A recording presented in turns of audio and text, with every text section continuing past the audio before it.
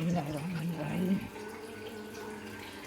Payah masa nak susah nak ambil gambar, ambil video semasa buang biji. Sebab sebelah tangan nak pegang, sebelah tangan nak ni.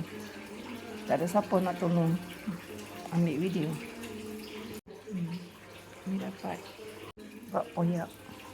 Dah lebih banyak ni lagi. Ini simpan untuk makan sendiri ataupun bola bekal lain simpan nanti ada lagi tambah lagi. Dapat 5 bekal umi buah dalam 800 gram. Kalau nak buah sekilo sebab nanti terlampau padat. Kalau simpan sejuk beku tak apalah, dia keras lalu. Kalau dia biasa memang dia akan melembung keluar lah. Proses ni dulu. Saya nak kupas durian, nak mana buah kecil-kecil tu Umi nak basuh peti air sama. Peti air pun penuh sangat dah bau durian. Lagi nak simpan peti sejuk beku baru tutup. Biar dulu.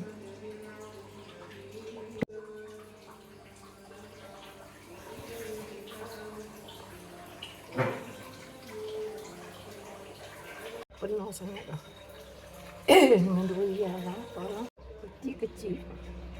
Buka. Buah kecil-kecil. Isi pun nipis-nipis. Dapat sebesar.